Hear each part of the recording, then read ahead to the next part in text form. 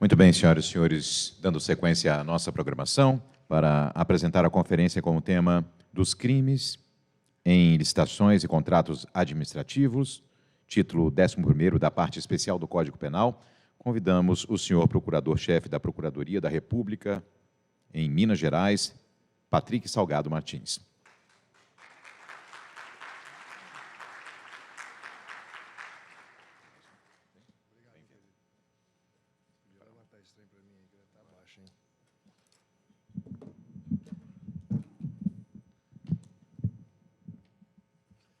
Valeu, muito obrigado. Tá ótimo aqui. Qualquer coisa, puxa o Chiquinho para cá. Pessoal, bom dia a todos. Espero poder não prolongar muito, porque fiquei imaginando os ministros do STJ na votação das listas do TRF6, que já foi se avançando para depois das 2, e a fome apertando, e eu com receio das listas do Ministério Público Federal serem devolvidas. Então, eu não vou causar esse ofurô em vocês, não, tá? Eu espero que vocês fiquem bem confortáveis. Eu vou tentar falar como se estivesse em sala de aula, que é meu ambiente de maior diversão na vida, depois da minha casa, claro. E eu queria só, antes de começar mesmo a enfrentar o tema, agradecer ao Miguel Ângelo, amigo, conterrâneo de BH, por esse convite. Quase desembargador, né, Miguel? Falta tomar posse. O Miguel é um grande amigo, um excelente servidor público, sempre dedicando sua vida a servir o próximo da melhor forma possível. Ministro Benjamin, meus cumprimentos, parabéns pela palestra. Foi muito bom ter a fala do senhor antecedendo a minha, que o senhor fez uma visão global da nova norma, seus desafios, seus avanços e retrocessos, mas a minha fala vai ser uma fala mais pontual, na ótica criminal, que certamente não deve ser muito do gosto de Vossa Excelência. O crime você gosta ou você não gosta, não tem jeito de ser mais ou menos do crime, não. E a professora Luana, muito obrigado, minha querida, sempre muito gentil, nas trocas do Zap, tá? Eu me senti mesmo acolhido pelo CJF. Antes de falar um pouquinho disso aí, vou falar um pouquinho de mim, para vocês saberem quem eu sou. Oncotovô, né? Bem, eu sou mineiro de Nanuque, nordeste de Minas. O meu sotaque é um pouco cantado, porque não sei se vocês já passaram por Nanuque, é a metrópole do Vale do Mucuri. Quando você vai para a Bahia, passando de Minas, você passa por Nanuque. Então, se alguém aqui já foi para o sul da Bahia, passou pela minha cidade. Uma cidade enorme, tem uma pedra linda no meio dela, e é uma cidade muito querida. De lá eu trabalhei com várias coisas, até cursar a faculdade de Direito no interior do Espírito Santo, em Colatina, onde eu fui estagiário e advogado, depois fui advogado em Vitória. Foi quando eu comecei a ganhar dinheiro na advocacia, depois já de um tempo, já era próximo dos meus 8 anos de prática como estagiário e advogado, porque eu comecei a atuar na Justiça Federal. E, naquela época, isso lá no século passado, no final... Eu sou novo, viu, gente? Tenho só 48 anos, é porque eu comecei novo mesmo, tá? Essa carinha aqui novinha, mas corresponde à minha idade, viu? E aí, quando eu estava lá A gente que é do interior, que é da roça, a gente tem a visão de Justiça Federal, aquela coisa inacessível, né? Justiça Federal, né? Hoje em dia, nem tanto mais, porque houve um processo muito grande de interiorização. Eu lembro, quando eu cheguei em Minas como procurador da República, nós tínhamos Valadares... eu acho que nem Valadares ainda, era Uberaba, Uberlândia e Juiz de Fora. A gente falava que era Beraba, Uberlândia, as 3 B de Araguari, né? Tinha o B de Araguari, mas Beraba e Uberlândia. E aí a gente sempre comentava. Quando eu cheguei, depois expandiu de um jeito que a Justiça Federal foi se aproximando do cidadão. Mas naquela época que eu era advogado, comecei a advogar na Justiça Federal na área tributária, no escritório bom, foi quando eu comecei a ganhar dinheiro. E o que o besta fez? Ao atuar como advogado na Justiça Federal, eu me encantei com o papel do Ministério Público Federal. Eu me via naquele lugar ocupado pelos procuradores da República. Eu nunca me vi como juiz. Eu sempre me via como voz, seja do meu cliente, enquanto advogado, seja da sociedade, enquanto membro do Ministério Público, que é quem realmente leva a voz dos interesses públicos perante o Poder Judiciário. Por causa disso, eu vim para o Ministério Público Federal, onde estou há 2 décadas. São 20 anos aí de prática, sempre trabalhando no crime ou na política. Eu até brinco que se eu tivesse alguma rede social, tipo Instagram, LinkedIn, Facebook, Orkut, esses trem tudo que vocês têm aí, eu teria um @crimepolítica, né? Tem nada a ver uma coisa com a outra, né? E porque eu sempre atuei ou no combate ao crime ou atuei na Justiça Eleitoral como procurador regional eleitoral.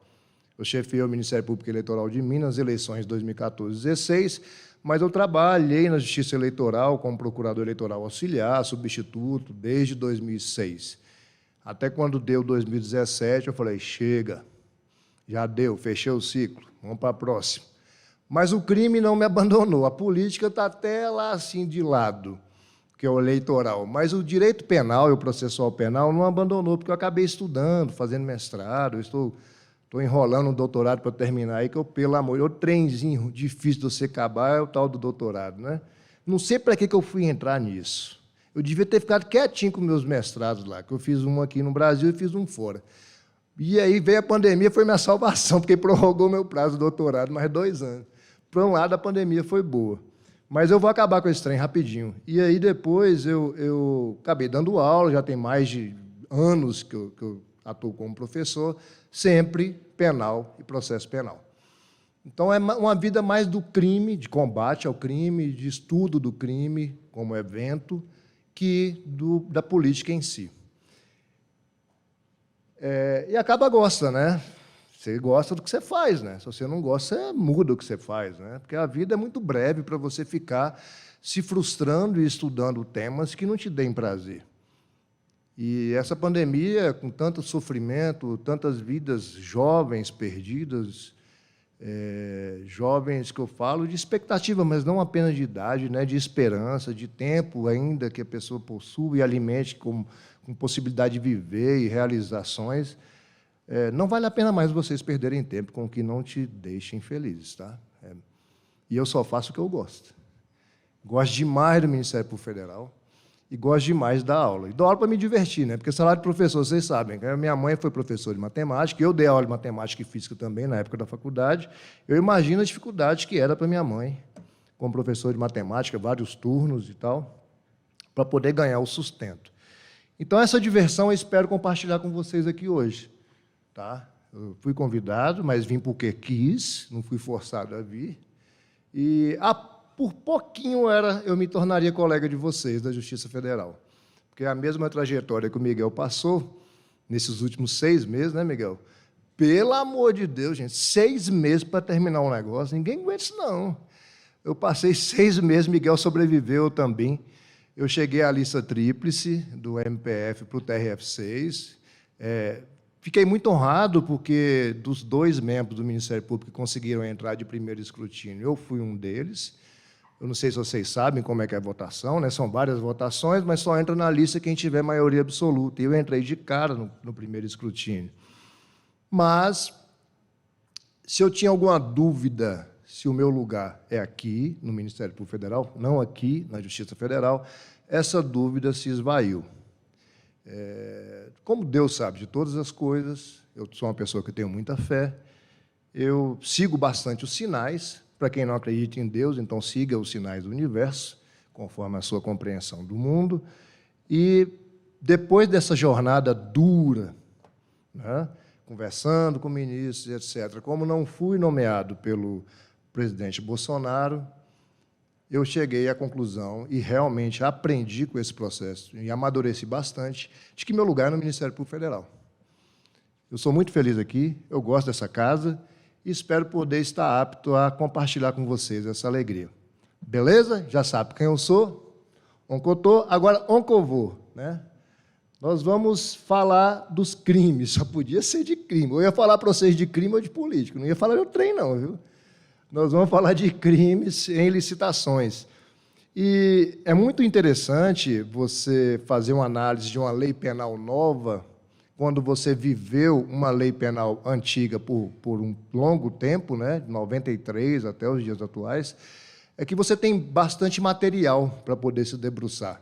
Ainda mais com essa nova lei de licitações, que arrancou dela os crimes de licitações e colocou no Código Penal, isso, inclusive, vem sendo uma técnica legislativa bem utilizada nos últimos anos.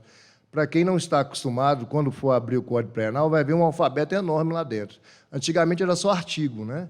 Artigo número tal, agora artigo número tal com a letra. Outro trem feio danado que inventaram, mas fazer o quê, né?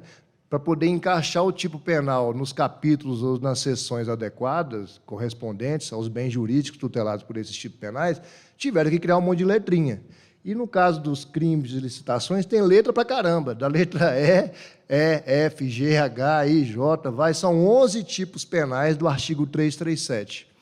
Então, se preparem para se debruçarem sobre eles. Eu não vou falar sobre todos eles, graças a Deus e a professora Luana. Eu vou falar sobre 3, que eram os 3 mais comuns da Lei 866, que é o 89, 90 e 91. Tá? São os tipos penais mais recorrentes, com mais investigações, com mais processos, mas não tanto assim. Como eu comentei com vocês, tem 20 anos de Ministério Público Federal, esses crimes de licitações, 89, 90 e 91, da Lei 8666, não são crimes muito recorrentes. São crimes de difícil investigação, eles são notificados tardiamente ao Ministério Público, que normalmente passa por uma apuração interna nos órgãos públicos que promoveram a licitação, e apurar a eventual prática de ilicitude. Quando chega para a gente, vai para a Polícia Federal, demanda um conhecimento técnico, que nós, membros, não possuímos, conhecimentos contábeis e por aí vai. Essa investigação ela é complexa, e quando você consegue reunir provas, pelo menos no patamar anterior, as penas são pequenas. Quando não prescreve, antes de você promover a ação penal, certamente vai dar em prescrição quando se e quando houver a sentença penal condenatória na pena mínima, normalmente. Aí nós temos aquela coisa que o Brasil possui como único no mundo, a praga da prescrição retroativa. Então, não é muito, assim, não é uma coisa muito empolgante essa matéria no direito penal, não, sabe? Eu falo por mim. Quando eu dou aula, eu falo com os meninos o seguinte, e as meninas, o direito penal ele nos motiva, porque um dos maiores vícios que o ser humano tem é falar mal dos outros, né? A maledicência, inclusive, alimenta essas redes sociais todas aí. Você tem o orgulho de quem se expõe, você tem a inveja de quem assiste a exposição do outro, e essa inveja alimenta a maledicência. O crime, então, é um prato cheio, porque é a desgraça na vida do outro que você quer se alimentar daquilo ali. Quer ver o que aconteceu, aquele crime, né? Mas o crime de licitação não tem sangue. Normalmente, os danos patrimoniais, quando chegam ao Ministério Público, são pequenos. Então, não dá muito ibope, não, sabe? Não dá muito like, não. Você acaba que não se motiva mais. Outros crimes no nosso dia a dia nos dão mais likes, né? Então, nós vamos trabalhar com crimes que não são tão interessantes, que praticamente ganharam uma nova roupagem com a lei nova de licitações e contratos. São esses 3 aqui: contratação direta, frustração de competição e patrocínio indevido.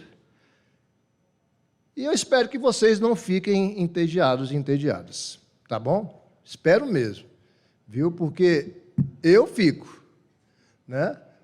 Mas, como eu estava preparando para vocês, acabou que o meu tédio foi superado pela curiosidade. Inclusive, falei com a professora Luana que eu preparei ao pesquisar, mais de 12 fontes bibliográficas para preparar esse material para vocês, além dos casos concretos que eu tenho mesmo. Eu posso compartilhar com vocês depois essas fontes bibliográficas. Vai que tem um maluco aqui que tem curiosidade nesse assunto e quer ler mais, né? Vai com Deus, eu vou passar para você ler, viu? Mas não me conta depois, não, que eu já li. E aí você vai ler lá à vontade, eu vou passar essa referência bibliográfica. E essa apresentação ela está na plataforma Prezi, como vocês podem perceber ali embaixo, né? Então, vocês têm um link, a coordenação do curso vai passar para vocês, pelo Zap, nos grupos, por e-mail, e vocês podem acessar depois, não precisa anotar. Se alguém quiser anotar, eu recomendo. Não anote o que você está vendo, nem as besteiras que eu falar. tente filtrar e encontrar alguma coisa interessante que eu fale e anote, tá? Se quiser anotar. Então, vamos lá. Onde é que eu aponto esse trem? Tá. Ih, velho. Deu pau. Espera aí. Abri de novo. Ih, tá funcionando não. Aí, vai. Aí você passou demais, velho. Você tá com pressa, menino? Volta lá no início de vigência, lá no início de tudo, lá. Por favor.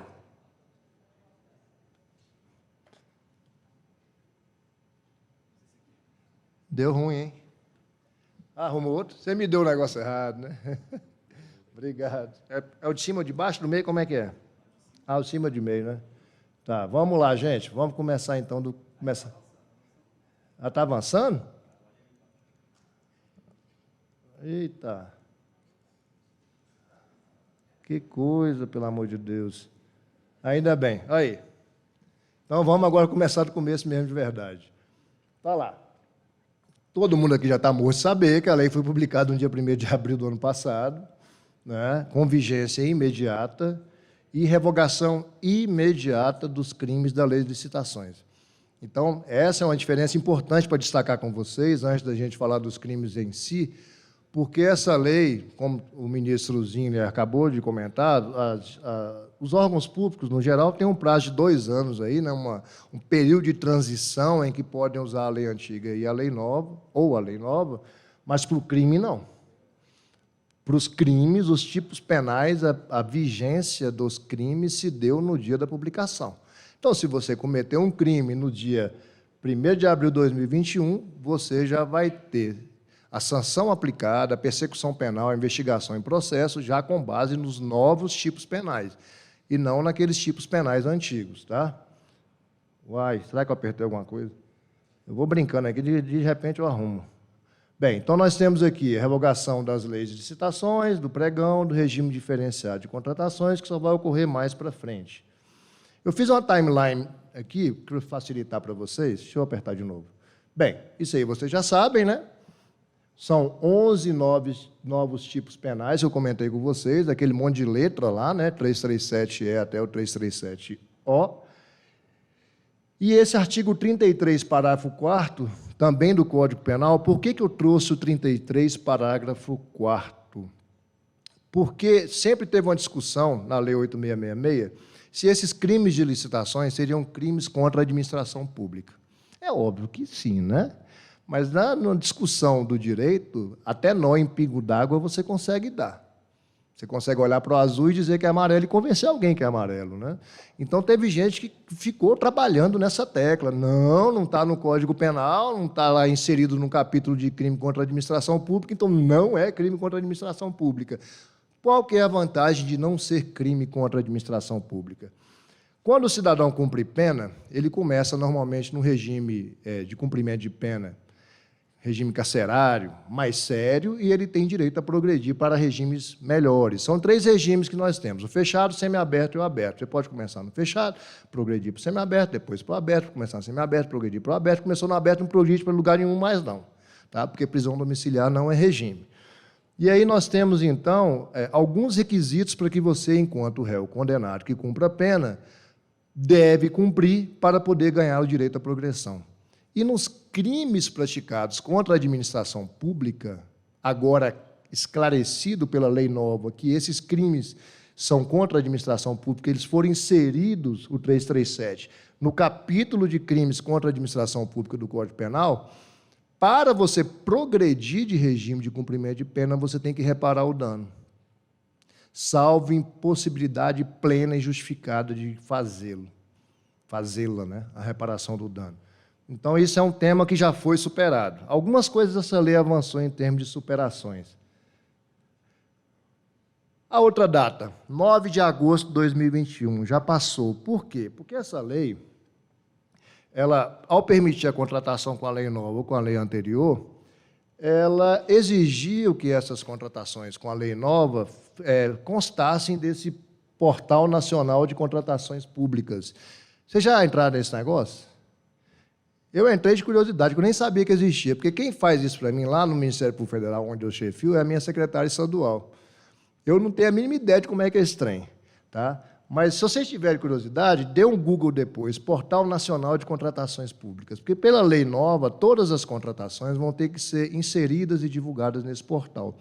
Como, no dia 1º de abril de 2021, quando a lei foi publicada e entrou em vigor, o portal não estava funcionando, lá vem o estudioso do direito de novo.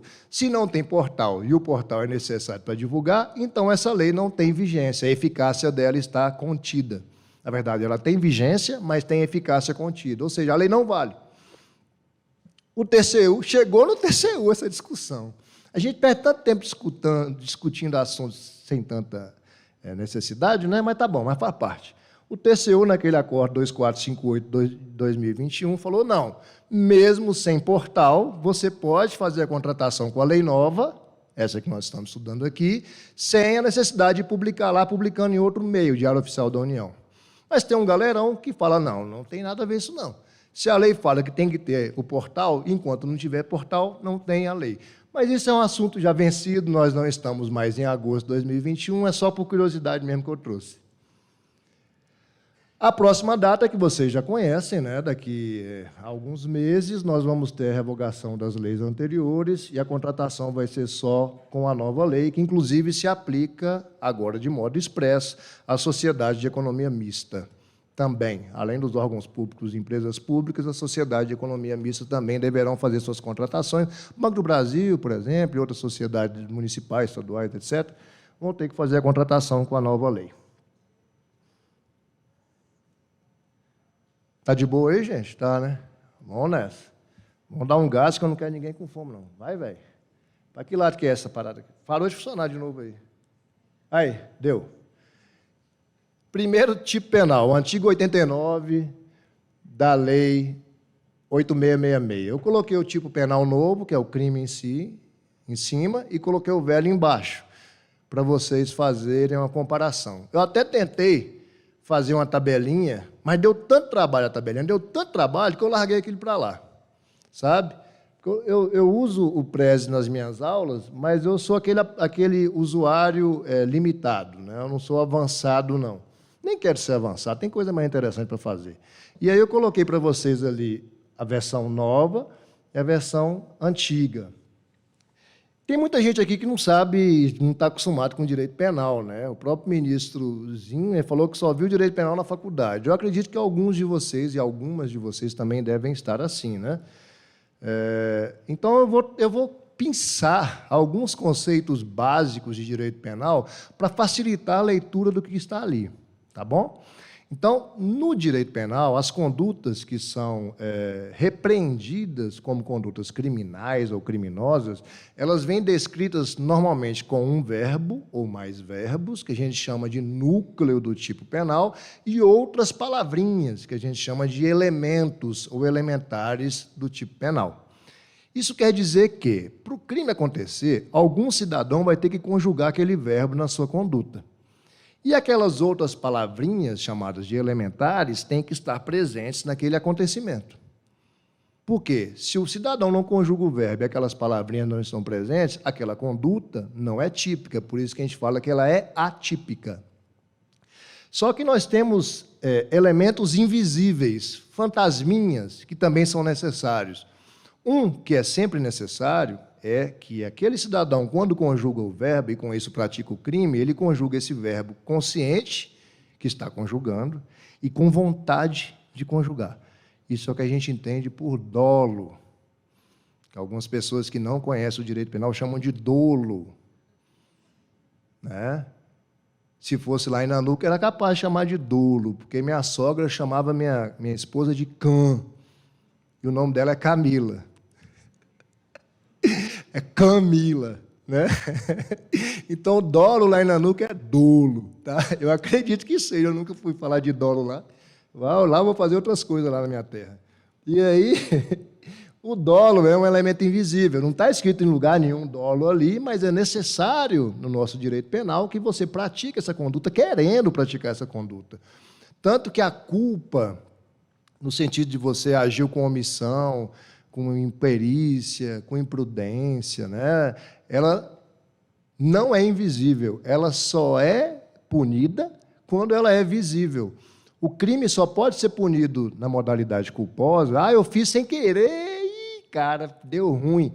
Você só vai ser punido por cometer uma conduta assim se estiver escrito embaixo do artigo ali, em algum parágrafo, que esse crime, se culposo, é punido com a pena tal. Se não estiver escrito aí, esse crime, se for praticado com alguma imprudência, negligência, sem vontade, ele não é crime, é atípico, porque falta um elemento normativo chamado de culpa.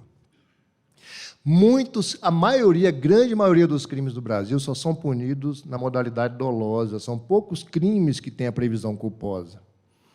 Então, você tem que observar se em algum lugar aparece a palavra culpa, culposo. Esses crimes contra licitações só são punidos se houver prova do dolo. Não tem em lugar nenhum escrito culposo. Isso quer dizer que, para o agente público ou para o particular responder por qualquer um desses crimes que eu vou falar com vocês hoje, eu, enquanto Ministério Público, eu preciso de prova de que aquele cidadão praticou querendo conjugar aquele verbo. Esse é o maior desafio que o Ministério Público tem, porque você trabalha no campo da invisibilidade. Você tem que reunir elementos que demonstrem que aquele agente público quis fazer a M. Porque não basta você observar que a contratação direta foi feita contra a lei.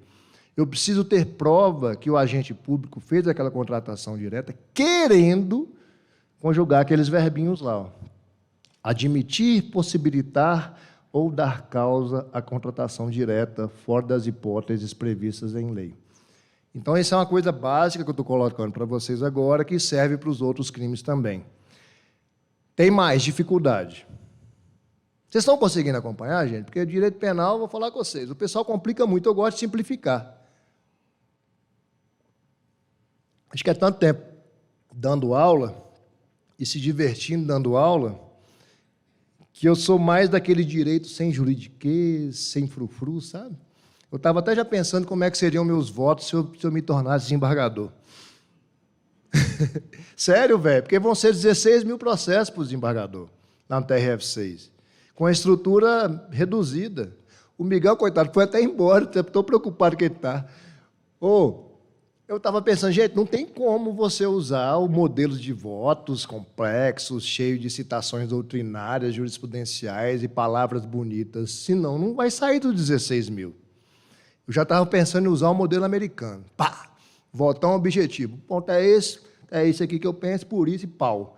Para poder resolver, senão não vai dar conta. Se os desembargadores forem para o TRF6, com a vivência dos modelos dos outros TRFs, dos outros 5 TRFs, não vai funcionar. E se esse TRF6 não funcionar, vai ser um vexame nacional absurdo, porque alguns ministros do STJ que eu conversei falaram comigo bem assim, doutor Patrick, está todo mundo de olho nesse tribunal, ver como é que ele vai funcionar, porque se ele der certo, a Bahia vai querer o seu, Amazonas vai querer o seu, mas se ele não der certo, vai ser um vexame tão grande. Eu falei com ele, não, ministro ou ministra, vai dar certo. Tá? Mas eu vou chegar lá pelo Ministério Público, já está na época de eu promover também. Eu nunca promovi, porque eu não queria sair de BH, não saio de BH por nada, minha vida é lá, estou lá, vou ficar lá. E agora eu chego a procurador regional para atuar no tribunal. Então, vamos. Tem um outro elemento que é bastante complexo também de se provar, que alguns desses tipos penais que nós vamos ver exigem, que é o chamado de dolo especial, ou dolo específico. Tem um nome no direito, na teoria do direito penal, que é mais feio, tá? Chama elemento subjetivo especial do tipo. Esquece essa peste. Pensa só que é um dolo especial. Ou seja, o agente público, além de praticar o crime, com vontade de conjugar aquele verbo, ele quis algo a mais. Eu tenho que provar esse algo a mais. É quando você pega na mão da sua pretendida e você quer dar um beijo. Né? Eu tenho que provar esse desejo, não apenas de pegar na mão, mas de dar esse beijo. É chamado de dolo especial ou específico. Nós vamos ver também. Feita essa base de teoria, vamos para o primeiro tipo penal. Faça uma comparação de cima e embaixo. Eu coloquei em negrito o que mudou. para facilitar, né? Em cima, mudou a pena. O crime novo, o antigo era detenção, o novo é reclusão. Gente, a cadeia é a mesma, tá? Se você for cumprir pena de reclusão ou de detenção, a pena é privativa de liberdade do mesmo jeito. Então, por que o legislador colocou dois nomes para a mesma coisa que todo cidadão chama de prisão? Por que reclusão e por que detenção? Porque, a depender da gravidade do crime, crimes mais graves para a sociedade, conforme tipificado em lei, são punidos com penas mais graves. E aí deu para essa maior gravidade o nome da pena privativa de liberdade como reclusão. Crimes menos graves para a sociedade são punidos com detenção. Aí você pergunta, beleza pura, vai para a cadeia do mesmo jeito? Vai. E qual que é a diferença, então?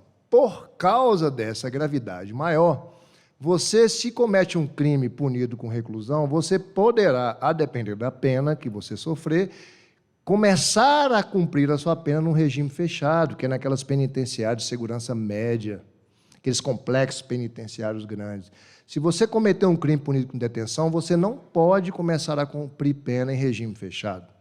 Se você cometer um crime punido com reclusão, como o crime é mais grave, o Estado pode invadir com a maior potência a sua privacidade. Você pode obter do juiz uma autorização para interceptação telefônica.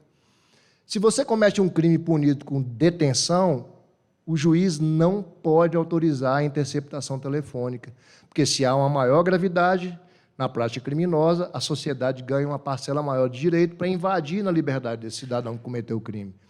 Só para você ter uma ideia, crime de ameaça. Ou agora o novo crime de ameaça da moda, chamado stalking, né? Perseguição. Ainda mais depois dessa pandemia, que o povo pirou de vez. Eu falo lá em casa com os meninos, cuidado com quem você vai namorar. Fica um tempo, né, para poder, a pandemia, quem já era doido despirocou de vez, quem não era doido ficou um pouco maluco. Lá em casa, minha menina caçula mesmo, coitada, ela ficou naquela fase de pré-adolescência para adolescência, de 11 para 13 anos, que a mulher menstrua, desenvolve, dá um monte de piração na cabeça da mulher, e aí a minha menina teve que fazer terapia, procurou uma psicoterapeuta para acompanhar, porque ela começou a adquirir fobia social.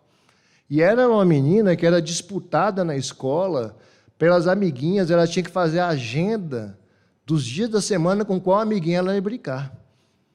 Não, eu falo brincando, mas o trem é sério, velho. Essa pandemia, o povo, ó, tchu, né? Como eu já era doido mesmo, eu continuei doido do mesmo jeito, para mim a doideira já permaneceu. Agora, minha menina, eu morri de dó, mas graças a Deus hoje ela já está ótima, socializando, cheia de novas amizades, está linda, uma moça maravilhosa, mais atleticana que o pai, vai para o Mineirão comigo direto, sábado agora eu vou de novo. E aí, só não levei a na galocura ainda, mas eu vou levar, prometi que vou levar. Você sabe o que é galocura, né? Aquela torcida organizada só de doutores, pós-doutores, né? Profissionais do direito, todo mundo lá, naquele ambiente maravilhoso, que eu adoro, né?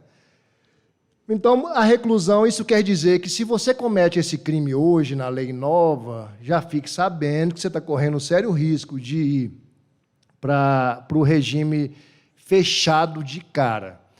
Voltando ao stalking, o crime de ameaça, eles são punidos com detenção. Então, se você está sendo ameaçado por alguém e você quer provar a prática dessa ameaça, que é punido com detenção, por meio de uma interceptação telefônica, o juiz não pode autorizar.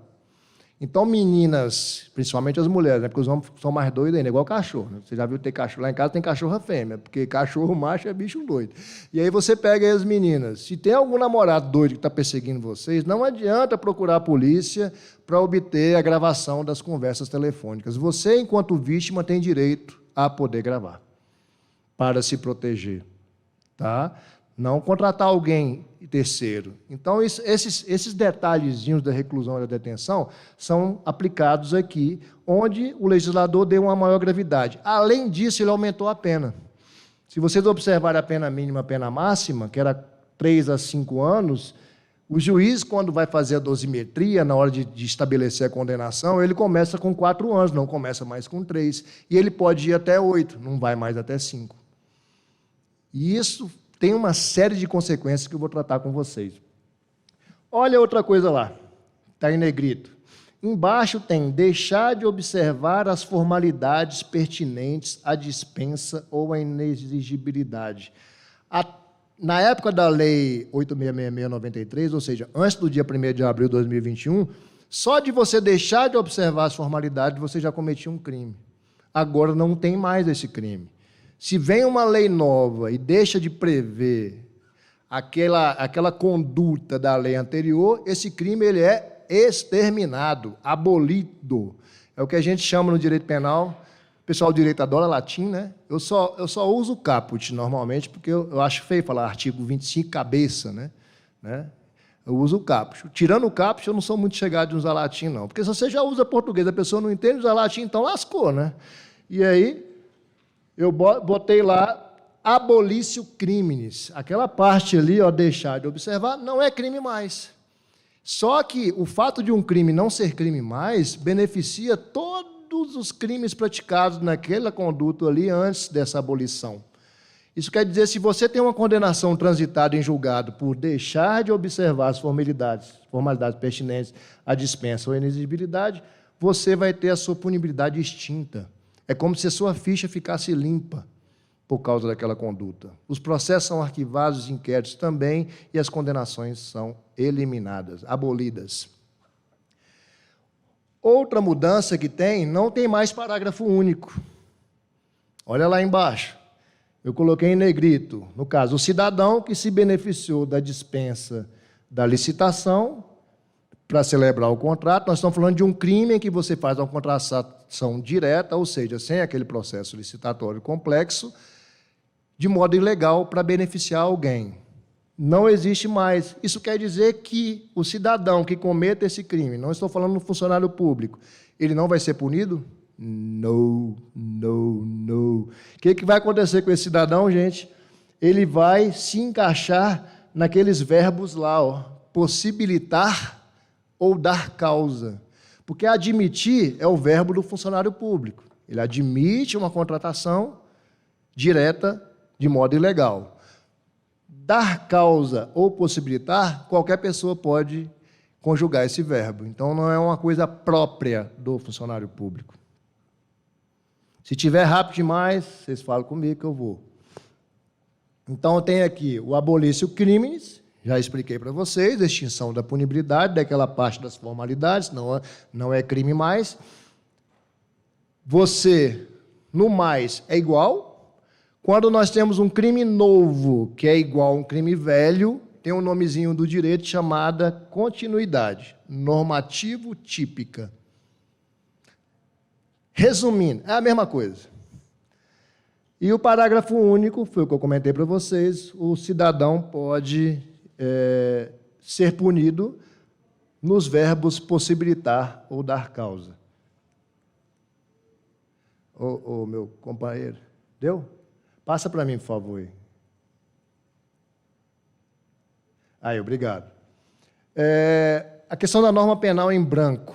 Até bom, o slide é bom porque eu esqueço de falar as coisas, aí eu vou aqui, eu lembro, vou falar com vocês. O que é a norma penal em branco? Como eu falei com vocês que o crime tem que ter palavrinhas chamadas de elementos no evento criminoso para que possa ser considerado típico, para que possa ser punido, nós temos palavras que não se esclarecem automaticamente ao você lê-las, né? Ali, aquele tipo penal, só para ele, quando ele fala lá, você fazer uma contratação direta fora das hipóteses previstas em lei, que hipóteses são essas? Como que eu posso dizer que você fez uma contratação direta ilegal se eu não sei quais as hipóteses que permitem a contratação direta?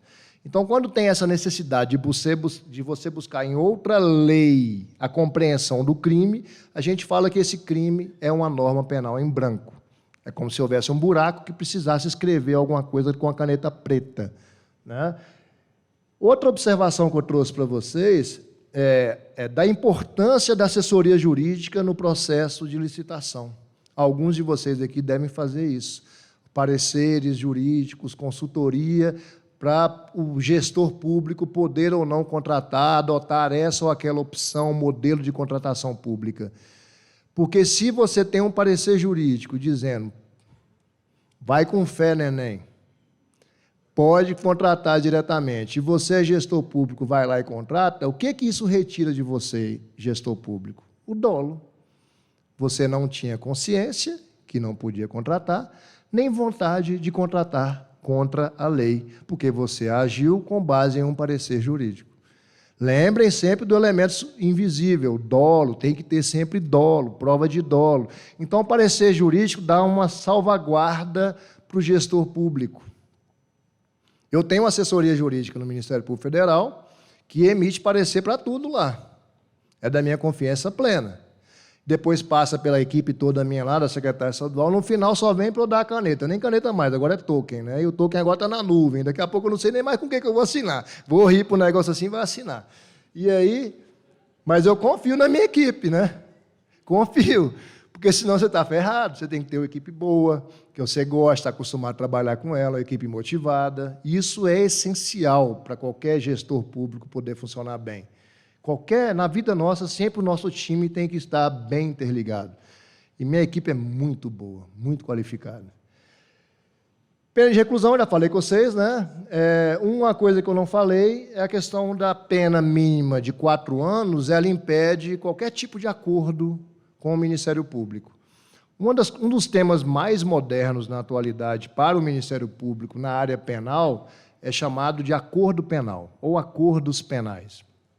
Nós tivemos, na época da Lava Jato, aí, que o acordo de colaboração premiada e o acordo de leniência foram colocados na vitrine, mas por trás desses 2 acordos penais, leniência também é cível, que apareceram muito por causa da Lava Jato, nós tivemos outros acordos já há alguns anos que a gente usa e que a gente continua usando. A transação penal no Juizado Especial Criminal para crimes não violentos, com até 2 anos de pena máxima, a suspensão condicional do processo para crimes com pena mínima de até 1 ano, e o mais novinho do projeto anticrime, né, que mudou o Código de Processo Penal, é chamado de ANPP, Acordo de Não Persecução Penal.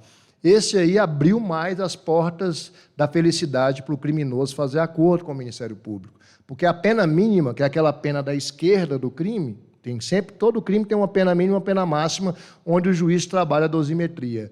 A pena mínima, que é a da esquerda, se ela for menor que 4 anos, ou seja, pode ser até 3 anos, igual era no passado, esse artigo 89, e agora 337 o Ministério Público poderia fazer acordo. Mas como a pena mínima é igual a 4 anos, não pode mais fazer acordo nesse tipo de crime. Esse tipo de crime não admite nenhum acordo com o Ministério Público na seara penal. Se houver provas, vai ser denunciado, deve ser, e deve ser condenado, se houver provas da sua responsabilidade penal. Você vai passar? Obrigado, viu? O dolo específico, eu já falei com vocês, nesse crime exige-se, olha o nome feio lá, ó, elemento subjetivo especial do tipo. Que peste é essa, pelo amor de Deus? Exige o quê?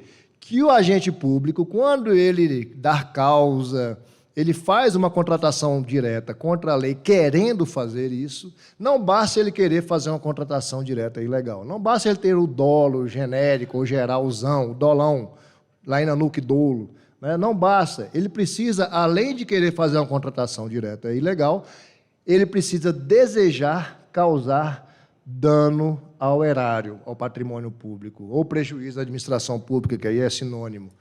Então, você tem que provar que aquele agente público quis fazer a contratação direta e ilegal e que aquele agente público, além disso, ele quis causar prejuízo ao erário. Dificílimo provar. Dificílimo. Você tem que ter uma série de elementos documentais, testemunhais, para poder reunir as provas.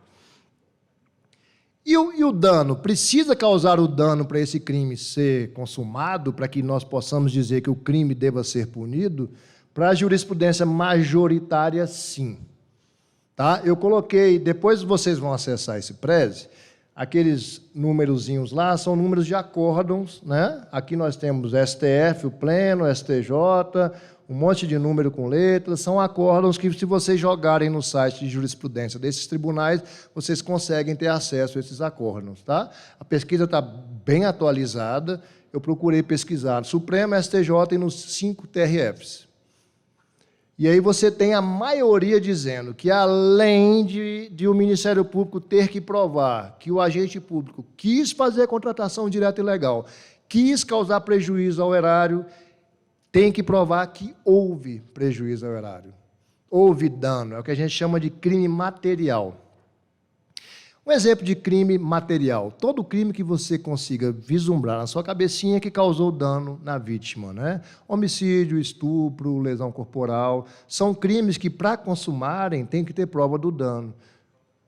Crime formal, são crimes que você não precisa provar o dano. Por exemplo, corrupção passiva, você que é funcionário público, né, solicitou alguma vantagem para fazer ou deixar de fazer alguma coisa, ainda que você não receba a vantagem solicitada, o crime já consumou. Então, a maioria diz que tem que haver prova de que a contratação direta trouxe prejuízo. Porque, mesmo que ela seja ilegal, se não trouxe prejuízo, não é crime. É atípica. Olha que doideira.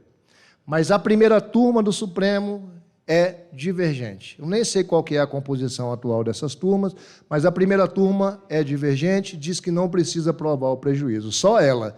Todo mundo, os tribunais regionais federais, o STJ, a segunda turma do Supremo, diz que precisa provar que a contratação indireta ocasionou prejuízo para que o crime possa ser punido. É sério? Caramba, velho! Vamos, meu tempo, vou dar um gás, acelera aí. Aqui, os 2 pontos que vocês chamam a atenção dessa lei nova: houve alteração do valor máximo para dispensa da licitação, né, tem 100 mil, 50 mil, então houve uma renovação que dá maior margem para a contratação direta. Não exige-se mais a singularidade na contratação de atos de publicidade e divulgação, né? Basta hoje que você tenha pessoas ou empresas com notória especialização de natureza predominantemente intelectual. Trouxe até um acórdão novinho do STJ, foi publicado agora em fevereiro, está ali para vocês. É isso. No primeiro crime, eu vou dar agora um gás, nos outros, porque eu tenho 20 minutos. Fico falando besteira demais, o tempo passa, né? Vamos para a próxima. Frustração do caráter competitivo da licitação. Esse aí é uma continuidade normativa típica raiz, total. Só retirou mediante ajuste, combinação ou qualquer outro expediente, por se tratar de uma expressão totalmente inútil, né? O meio do crime, se pode ser qualquer expediente, por que eu vou citar ajuste e combinação? Então, é praticamente igual. Mudou a pena, a espécie de pena privativa de liberdade também, por considerar um crime mais grave, passou a ser reclusão, e mudou a pena mínima e a máxima, 4 a 8 anos. Frustrar ou fraudar com o intuito de obter vantagem para si, o caráter competitivo do processo licitatório. Eu vou direto nas mudanças e vamos passar adiante, que aí depois eu já explico. Como se trata de um crime idêntico, com pena mais grave, esse crime novo não se aplica aos fatos que aconteceram antes do dia 1º de abril de 2021. Tá? A lei penal nova, pior para o réu, não retroage. Só retroage aquela que beneficia. Então, essa lei penal só se aplica a esse tipo de crime que ocorrer depois do que ocorreu já, né? Depois do dia 1º de abril de 2021. É crime comum, qualquer pessoa pode atuar para frustrar o processo, a competitividade do processo licitatório, né? Seja funcionário público ou não, qualquer pessoa pode cometer esse crime. Vamos acelerar. Também exige o dolo específico. Eu não sei se vocês observaram, o dolo específico nesse tipo penal, ele de invisível passou a visível. Volta para mim, por favor, 2 aí. Volta lá no crime. Olha lá, ó. Com o intuito de obter para si ou para outrem vantagem. Então, além de você querer frustrar ou fraudar a competitividade da licitação, está expresso que esse querer seu tem um querer a mais, um dolo especial, que é você está querendo fraudar para obter vantagem para você ou para alguém. É o caso do dolo específico, quando ele está expresso, né? Só que esse crime aí da fraude à licitação, ao contrário da jurisprudência majoritária do crime anterior, da contratação direta ilegal, ele não exige prova do prejuízo com a contratação fraudada. Basta você ter prova de que a pessoa, seja funcionário público ou não, agiu com intenção de obter vantagem ao fraudar um processo de licitação, já se consumou. Ah, mas deu vantagem para o Estado? Não importa você mensurar se teve benefício ou malefício, porque, enquanto agentes públicos, nós atuamos no limite da lei, como decorrência do Estado de Direito. Então, preste atenção, esse crime aqui não precisa de prova do prejuízo. Aquele outro lá precisa de prova do prejuízo pela maioria da jurisprudência. Tema repetitivo 1096. A lei de improbidade foi mudada recentemente, está até no Supremo, lá no julgamento, sobre a retroatividade ou não dessas alterações que foram benéficas aos agentes ímprobos, né? Aos atos ímprobos. Então, nós temos aqui o artigo 10, inciso 8, dessa nova lei de improbidade administrativa, ela diz o seguinte: você tem que comprovar a perda patrimonial efetiva na conduta do agente público que fraudou o processo de licitação para dizer que ele cometeu ato de improbidade administrativa. Isso criou, então, dois sistemas jurídicos com exigências distintas para a mesma fraude. Então, fique pensando, você fraudou a licitação enquanto agente público. Não interessa se que teve prejuízo ou não. Houve prova de que você quis obter vantagem nessa fraude? É suficiente, você vai responder pelo crime. Se não houve prova de prejuízo, você não responde por improbidade. Então, acaba criando incompatibilidade. Você é criminoso, que é algo mais grave, mas você não cometeu ato de improbidade, que é algo tecnicamente menos grave, porque não leva à supressão da sua liberdade de locomoção. Então, o STJ está com esse tema aí repetitivo, 1096, para poder decidir o que vai fazer. Né? Tem essa incompatibilidade da prova ou não do prejuízo. A lei anticorrupção também responsabiliza as empresas pela frustração no processo licitatório. Então, além do crime para o agente, para a pessoa física, seja agente público ou não, da improbidade para a pessoa física, nós temos hoje as sanções da lei anticorrupção para a pessoa jurídica. Dando gás, viu, galera? O último agora é o que a gente chama lá na roça de palha. Sem graça, tadinho, totalmente sem assunto. Né? Aquele menino que você vai conversar, não tem muito assunto, é mais ou menos esse aqui. Porque é o crime que todo agente público conhece. Eu mesmo, eu lembro dele direto, porque tem gente que vive me pedindo as coisas.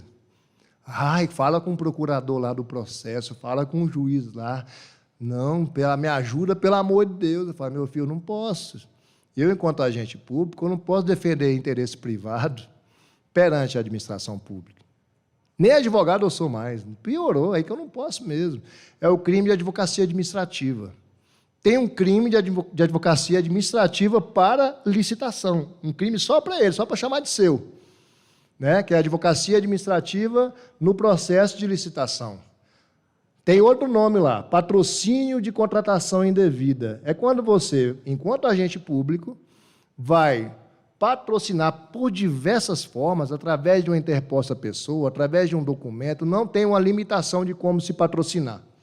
Patrocinar é um verbo aberto, né?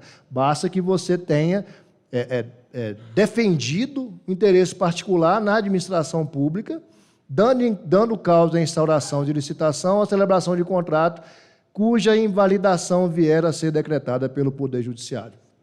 O que mudou nesse crime? Só a pena, de novo, de detenção por reclusão, e não mudou a pena mínima, mudou só a pena máxima. Então, a pena mínima ali, de até 6 meses, né, permite suspensão condicional do processo, permite acordo de não persecução penal, permite uma série de acordos processuais penais do Ministério Público. O que tem de confusão nesse crime? né? Já aproveitando o nosso tempo exíguo, vou direto na ferida. O que tem de complicador nisso aí? Como eu contei para vocês, que para o crime ser considerado típico, né? Para a conduta poder ser punida pelo Estado, e aí investigado, processado, condenado, aquelas palavrinhas do crime têm que acontecer. São chamados de elementos indispensáveis, elementares. Faltou um elemento, a conduta não é criminosa, passa a ser atípica. Falta um pedaço do tipo. Olhe os últimos elementos desse tipo penal, as últimas elementares. Você ajudou alguém na licitação, né? Ajudou um amigo, irmão, um primo na licitação, né? E essa licitação foi invalidada pelo Poder Judiciário. Se o Poder Judiciário atuou, tem que haver coisa julgada, imutabilidade. Então, não basta uma sentença num processo cível que declarou a nulidade daquela licitação. É preciso que ela transite em julgado. Isso faz com que aconteça o quê? Esse crime não acontece quase nunca.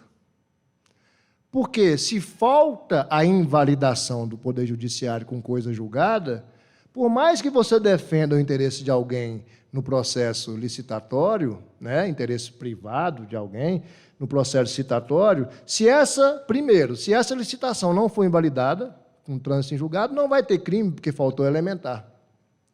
Mas vocês acreditam que o povo complicou isso? O povo do direito, gente, a turma aqui é do direito, né? Contabilidade é tudo aqui, né? Mas pode saber que o povo do direito é o mais chato que tem. Adora complicar as coisas. O resto, o povo da matemática, eu dei aula de matemática, é tão simples, coisa objetiva, né? Isso ou isso, né? O direito, não. Está muito claro, né? Que para o crime ser crime, tem que ter invalidação pelo Poder Judiciário. Enquanto aquela contratação não foi invalidada, não tem crime. Mas não, o povo complicou. Passa, por favor, para mim. Isso eu já falei, né? Os benefícios, somente praticado por funcionário público, sim, que ela está fazendo advocacia administrativa. É isso aqui. Essa é a complicação. Olha o que eles inventaram. O Bittencourt e o Greco Filho, que são os autores que eu sigo, né? E boa parte da jurisprudência também, diz, a maioria, que se não houver a invalidação pelo Poder Judiciário, falta a elementar do tipo penal, não é crime, enquanto não houver invalidação. O Guilherme de Souza Nucci e o Tavares Freitas, inclusive com uma jurisprudência do STJ nessa linha, diz o seguinte: como a invalidação é um fato externo ao processo de licitação, depende de outro poder, está fora da gestão, da administração, o crime já aconteceu no dia da advocacia administrativa, mas ele depende de uma condição para o direito de punir do Estado. Sabe o que vai dar de diferença nessas teorias malucas aí? A primeira, enquanto não houver invalidação, a prescrição não corre.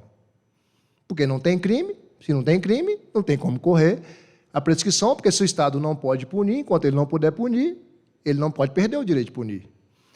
Na de baixo, se você considera que já houve o crime, mas a punição está suspensa, a prescrição não está suspensa. Vamos supor que o processo no judiciário para invalidar a licitação demore anos, o que é normal acontecer, infelizmente.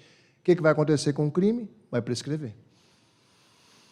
Então, toda vez que eu me deparo com teorias jurídicas, normalmente no direito penal, elas vêm para beneficiar o réu. Elas são levantadas, sustentadas para beneficiar o réu. Porque punir o réu está muito claro, o que está na norma ali, você vai e pune. Aí você fica construindo interpretações jurídicas para poder beneficiar. Passa para frente, por favor. Como é que está meu tempo aí? Hã? Então, pode voltar. Pode passar para a tela inicial, quer dizer, perdão.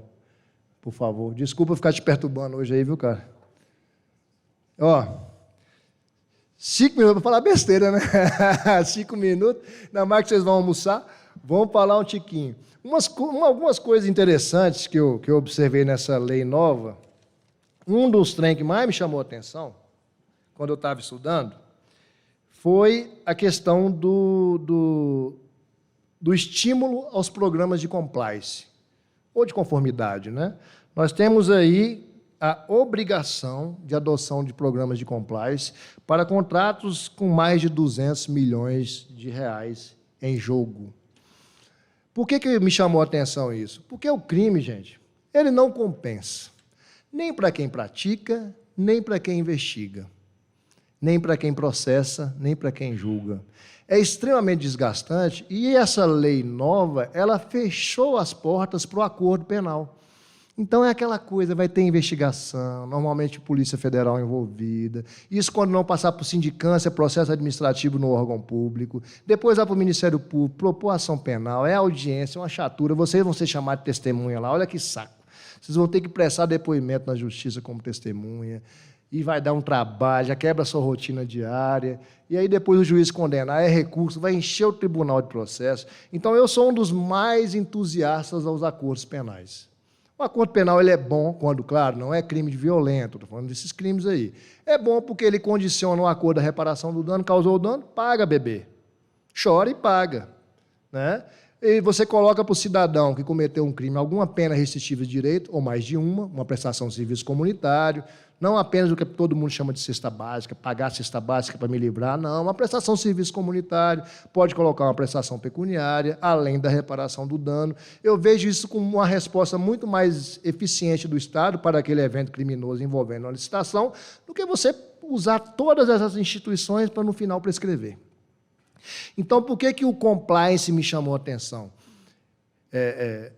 Eu vejo assim como indispensável para que todos nós, enquanto agentes públicos, perante a Justiça Federal ou na Justiça Federal, tenhamos maior cuidado com a observância dos regramentos, busquemos pareceres jurídicos, acompanhemos todo o processo de licitação, para evitar que desague numa conduta criminosa, porque vai ser prejudicial para a sociedade, que ela vai pagar a conta do juiz, do procurador, do delegado, sem contar a sua conta emocional, que se bobear, você vai presidir uma sindicância, um processo administrativo de um colega seu. Então, fico alerta para que vocês se sintam cada vez mais a adotarem políticas de conformidade no âmbito dos seus setores, dentro do seu gabinete, dentro da sua secretaria, onde quer que seja, para evitarmos desaguar nisso aí. Porque não vale a pena. Não vale a pena. Perdão pelas bestalhadas que eu falei, mas eu falei no início, eu peguei um salvo-conduto que eu ia usar um ambiente como ambiente de sala de aula, um ambiente onde eu me divirto, tá? Então, obrigado pelos minutos de diversão que vocês me causaram, não são meus estudantes de faculdade, mas me trouxeram bastante emoção, me diverti, falei as besteiras que eu gosto de falar, não falei palavrão, porque normalmente eu falo palavrão, tá? Mas o ambiente aqui, sei lá, estão gravando esse trem aí, vamos botar isso aonde? E se vocês quiserem alguma coisa a mais, eu tenho uma rede social que eu fiz ano retrasado, o Twitter, eu parei de twittar Patrick Salgado durante a eleição, porque vai que eu tuito uma coisa e o ministro do SJ não vota em mim, né? Então, eu parei de tuitar, fiquei quietinho, silencioso. Agora que eu já não estou concorrendo a coisa nenhuma, vou voltar a tuitar. Se você quiser alguma coisa, manda um DM para mim lá no Twitter, que é a única rede que eu tenho. As outras, Instagram, LinkedIn, é que esse trem tudo que vocês têm aí, eu não tenho nada não, tá? Nem pretendo ter, já basta o Twitter para ver muita treta todo dia, uma confusão, um xingando o outro, a morte. Então, já basta essa treta para mim. Obrigado por vocês, Deus abençoe a todos, sejam muito felizes com o direito penal como eu sou. Obrigado.